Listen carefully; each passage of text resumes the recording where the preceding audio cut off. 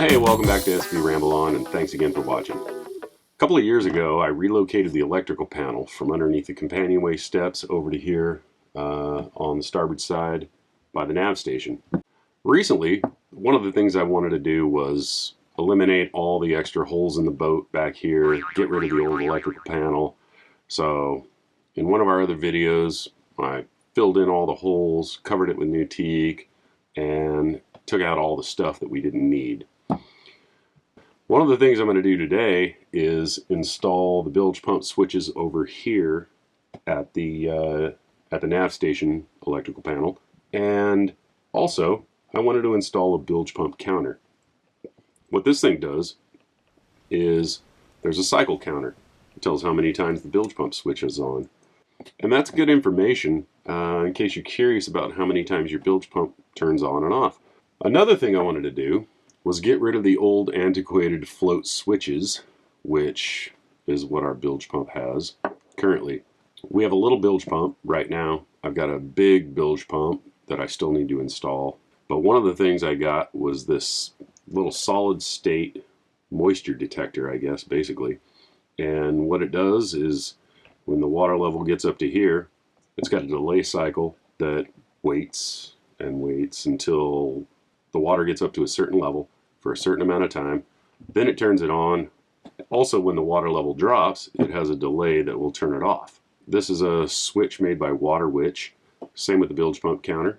It's also made by Water Witch. I got a couple of these Contour switches, kind of like the ones we used in the shower sump pump video. So this switch is on, off in the middle, and momentarily on, so you can manually operate the bilge pump. So let's get started. I'm going to cut some holes for the switches and install the bilge pump counter. So this is our electrical panel. I'm sure you've seen it before if you watched our reverse polarity video. But what I've done is laid out some placeholders in the empty space down here. And what I want to do is kind of match the layout of the two Victron, the round controllers. I took some sticky notes, some post-its, and figured out I want to put switches here and here, and the bilge counter here. I got a placeholder here for the Ray Marine i70S multifunction display. Also, what I wanted to do was avoid interference with this quick pin that keeps the electrical panel closed. So basically, I think I'm going to drill a hole right here, put the bilge counter here, put the pumps here, and I can still open and close the electrical panel. There it goes.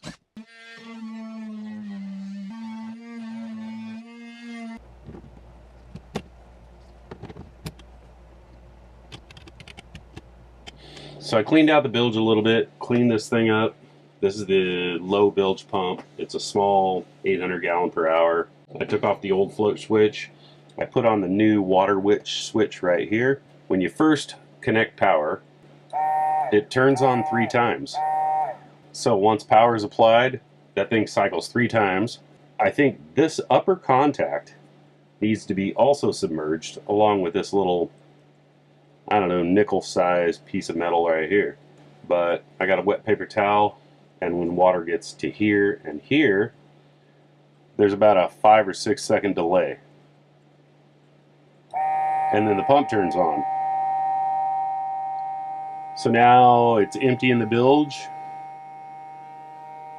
The bilge is empty, but the pump is going to continue to run until it drains all that standing water that typically runs in your head pipe. And that's about 15 seconds. And then it stopped. So I got the pump wired up with the sensor switch, the Water Witch sensor. I spliced the connections to the new wire, using heat shrink butt connectors. I also pulled a second set of wires to control the second pump once I get it installed. Routed everything around up into the battery compartment. So these are fused directly off the hot bus bar that holds fuses. Those are the fuses for pump number 1 and pump number 2. Got everything routed up into the back of the panel. chase through here and up to the back of the pump counter and switch number 1 and switch number 2.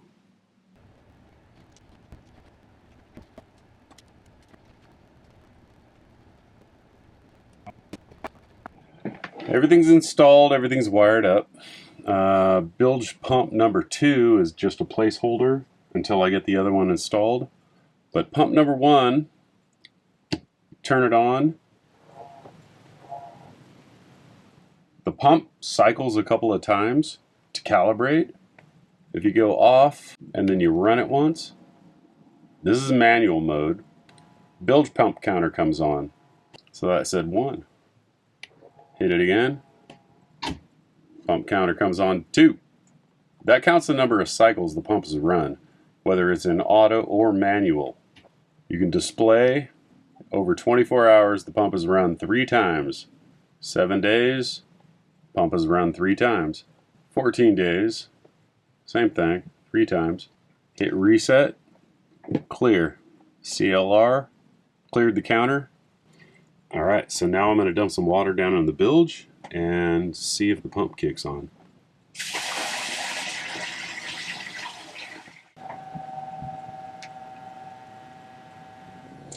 Yeah, so just to recap, we're going to add a second bilge pump, and stay tuned for that video because I've got a big high water 3,000 gallon a minute no. 300 gallon, 3,000 gallons per hour. I don't know. It's an inch and a half discharge. It's pretty freaking big. I'm also going to install a high water alarm. So above the bilge pump switch, if the pump runs and runs and runs and can't keep up with the bilge water, then there's going to be an alarm with an audible alarm as well as a visual alarm in the cockpit with a red light. We'll get to wiring that. Also, just to recap, when you're doing your bilge pumps, be sure to use heat shrink connectors, crimp them, be sure to heat shrink them appropriately, be sure to fuse them properly. You don't want those fuses burning out unexpectedly. Lighted switches so that you know when the pump is on or off. That way, at a glance, you can tell when your bilge pump's on. Thanks for watching, and if you like it, give us a thumbs up, and feel free to comment, and we'll respond to the comments. If you haven't already, go ahead and subscribe. You can hit us on Facebook, Instagram, and also on our website at svrambleon.com. And also through svrambleon.com, through our website, our Keep in Touch email. That comes directly to me, and I've gotten a lot of questions on various projects that we've done in the past, and I'm more than happy to answer them. If you have any suggestions on things you'd like to know about, or any past projects that we've done that we really haven't videoed, you know, we got some old stuff that we haven't videoed. You know, we made a fiberglass hatch, and that was mostly still photographs. If you got any suggestions or anything you'd like to hear about, or anything that you're curious about that we've done in the past, feel free to hit us up. Kind of show you the systems and processes that we've gone through and renovated or retrofitted or improved. Thanks for watching.